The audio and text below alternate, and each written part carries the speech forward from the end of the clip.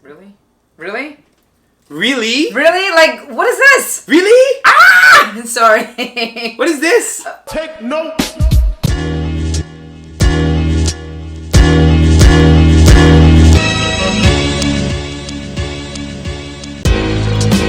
Big MEECH! We're here.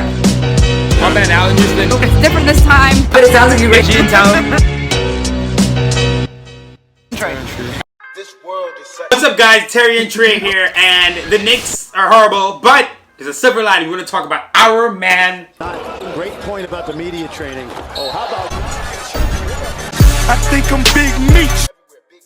Big MEECH! Second round draft pick, steal of the draft, Mitchell Robinson. Big MEECH. Okay, Mitchell Robinson is insane. What's been happening over the past few weeks is this guy is just blowing up.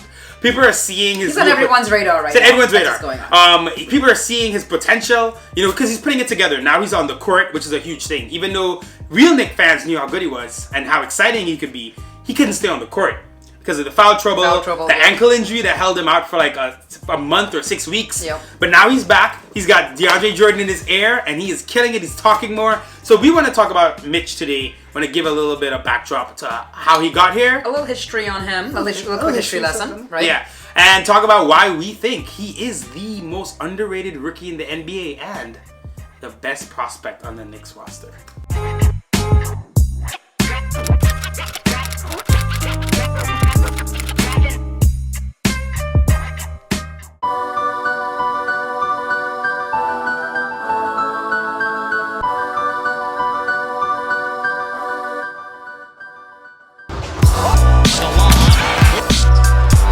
Fermentation. Clyde is shot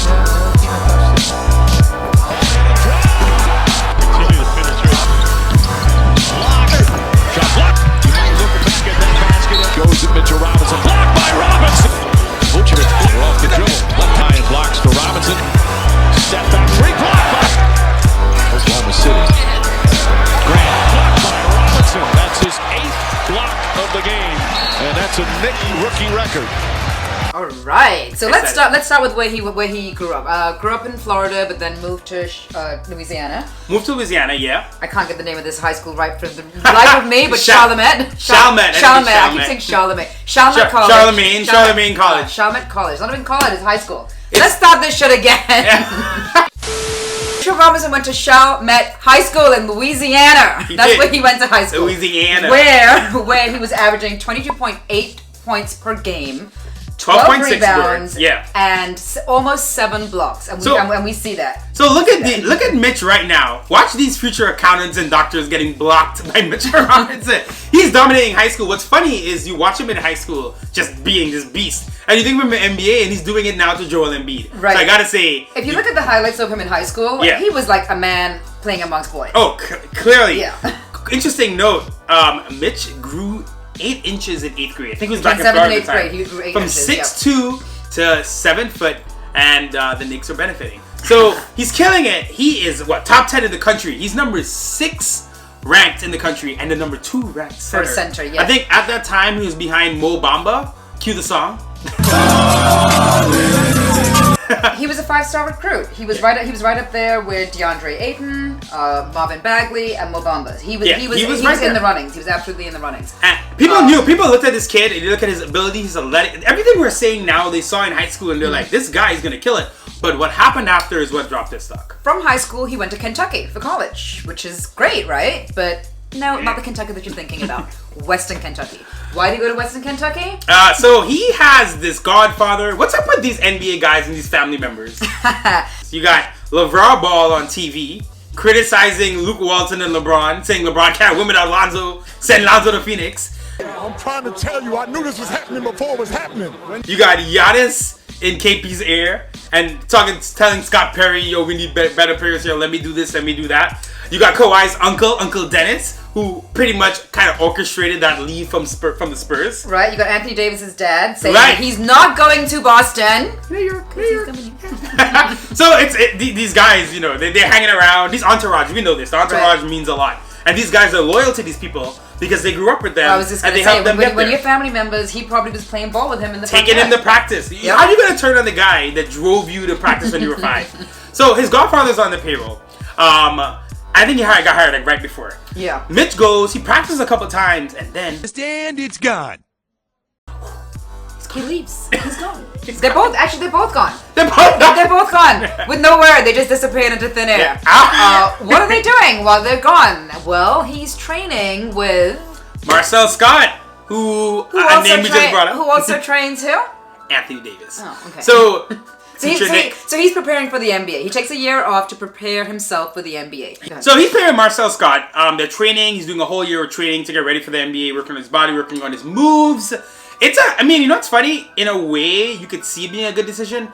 I think Darius Bazley, who's a future pick this upcoming draft, has done the same thing. He's doing the same thing. He's interesting because this guy, I think I told you about him. He got an internship with Puma, and he's working at the Puma offices while training. I think we're going to start seeing this more often. Right. Where we're going to see guys that no longer are going to college, right, but are opting out, getting their own personal trainer, getting their whole group around them, and getting other life experiences. And making money. Because you can make money. Getting other life experiences, and then showing up to be in the draft. I want to make a note about Mitchell, though. He did not go to the Combine, which is where everyone thought they were finally going to see him. Right. I think that is what really finished his draft stock. Because right before the Combine, even with all the stuff that happened at Western Kentucky, he was still kind of looked at as a late first-round pick. Yeah, like he was up there. He was either maybe number 28, 25, something around there. He didn't show up to the Combine. Remember, this is now him leaving college. Thinner. Right.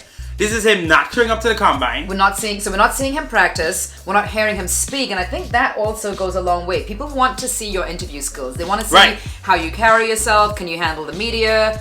Can you handle questions on the go? Because that's also part of being in the NBA. Right. I think Mo Bamba is a good example. Mo Bamba and Jaren Jackson, those two blew away their interviews. Like they were so good. Jaren Jackson, yeah. He's gonna be a caster. Oh, broadcaster, yeah, I can definitely see sure. that. Yeah. But Mo Bamba, they spoke so well. I think it even rose their draft stock, even though Jaren was pretty high anyway. Right. But regardless, he doesn't show up. So now there's a lot of questions about him. Draft night comes. The Lakers were the ones really rumored, and I'm guessing. I think he didn't even do the Lakers workout. I think that was something. But it seems to me that like everything around that is what made the Lakers pass on him, take Mo Wagner instead. Okay. And at number 36 falls into our lap. To our hands at the New York Knicks. Yes. Mitch, so Summer League. We're excited. We hear about this guy. We've seen the highlights. Like, what can this Mitch guy do? And he's showing you. He can block. He can block. You're blocked. He blocked you like an X on Facebook. I think he had the number one score for the Summer League like ever in blocks. He had the number. Yeah, he averaged the most blocks ever in Summer League history at 4.0. He had 6.2 offensive boards a game, which is also a Summer League record. I think he had like 13 points, 10 rebounds, or maybe 12 rebounds, whatever it was. He was killing it in Summer League, but he did show you the foul trouble. The foul trouble, stuff. yes. It was alarming, and I think he had a game where he had maybe 10 fouls, because the Summer League, they let you go beyond 6. Okay. I'm like, don't let Mitchell know that, because he's going to not even... think that that's like the norm. Right? Yeah, well, I want to say this too about Summer League and about just him as a whole. He seems to have this natural ability to play basketball. Like, even if he had never trained a day on the court, he seems like he just knows how to play this game. It does. It's just like very natural. You know, obviously having the height, not necessarily the size, but the height to play. He can do it. So the season starts. Mitch is fine. You know, he's getting crazy foul trouble though. Playing Fizz starts him in that Warriors game. I remember that starting lineup with Frank and Dotson and Vonleh. But he's on the bench a lot. Fizz tries to start him. He has to move him back to the bench because he keeps getting in foul trouble. What happens is the starting lineup is supposed to play a certain amount of minutes together. When you have someone getting in foul trouble, it screws up the entire thing. And Fizz kind of realized that throws off the whole flow of what's supposed to be happening. Yeah, it throws off the flow of what you're trying to do. I think Fizz realized, you know, as much as I want Mitchell to start right now, I actually need to keep him on the bench because I need this to be a bit more consistent. It's to the benefit of the team that he maybe comes off the bench instead of getting into foul trouble so early. So, we heard rumors of Enes Kanter giving Mitch tips, and I'm like, don't talk to him. What is he going to tell him to do? How to not defend?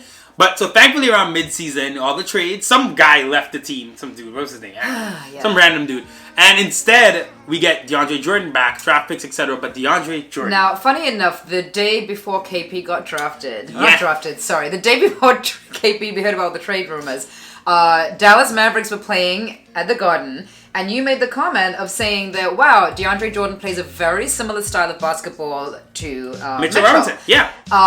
Before we know it, he's able to train him and mentor him and teach him. So I don't know what special serum DeAndre is concocted in his little kitchen. Didn't you forget something? What? Your secret stuff. But he's given Mitchell something because his play since DeAndre has been here has been incredible. And I think, there are other parts of this. We're going to talk about Kerry Kittles as well. Right. Former New Jersey Net who's actually surprisingly playing a big role in this. But right. DeAndre Jordan, what I see is DeAndre Jordan has told Mitch to talk. Everybody was talking, I was talking, and was in scramble mode. He said you have to speak, you need to anchor the defense. Anchoring the defense doesn't just mean being the main guy back there. It means, hey, yo, get over there, watch him cover, I got you. You got to be vocal on the court. It's almost like you're playing a street game. Right. Like you do have to sort of interact with these people. It's not just you're a blank slate, but interact with these guys, whether it's your teammates or the opposing team. Right. And still interact. You have to, and it makes sense that DeAndre brought it out of him because what's Mitchell's issue before? The talking, the interviews, that kind of stuff. Right. He's a bit of a shy kind of guy. I think DeAndre's kind of motivated him to just get out there and say it because he realizes how important it is for the team. Right. But what we've seen as well, and I wonder how much, I think it's Kerry Kittles coming in. Mark Berman of The Post basically had this story out where Kerry Kittles, who's a friend of Marcel Scott, which is why he's in, spoke to him about fouling. And one thing that I love from this piece is he basically told Mitchell, stop trying to save everyone. Because he does do that. So, he does. He tries to help out his teammates so much. Sometimes, that he's getting himself into trouble by trying to help them. Right. A guy misses an assignment, lets a guy go by, and Mitchell's coming over for the block, which he should do, don't get me wrong. Right. But I think what Kerry Kittles was telling Mitch is that a lot of times, better than you saving him, you tell him, yo, you messed up. Right. Don't do that again. Next time down the court, you screw me up here. And I think that switch, because you can have the same effect. Right. You save a guy. It's like teach a guy to fish, give a guy a fish. Yeah. You save a guy, he never learns a lesson. Right. You tell a guy, hey, don't do that again. I'm not going to save you. Now he's thinking, I can't mess this up. Again. So I think in some capacity that's helpful. Let me tell you who else sees the talent in Mitch. Joel Embiid. Joel Embiid spoke about his body, actually him not knowing how to use his body fully yet, which we know that as well, and his long ass arms. A couple times I thought I had a shot, and he just came up with his long ass arms and blocked it. And that kid is crazy. So I think that Joel Embiid definitely sees the talent in him. And when someone like Joel Embiid, who's on the opposing team, is seeing our player, a new guy there, and seeing his talent, seeing his potential for where he could go, I think that's great as well. One thing, you brought that, it triggered my memory. I'm pretty sure, I might be wrong, but when Dwayne Wade was here with the Heat, he said something too about him? He told Fizz, yo, who's that guy? He did. You told me. He's like, who's this guy? And the funny thing about Mitch is because of everything that happened with him, he wasn't really a media person. You think of Zion, for example. Yeah. Everyone knows Zion. Like, literally, Zion is more famous than most of the NBA right now, which is insane to say.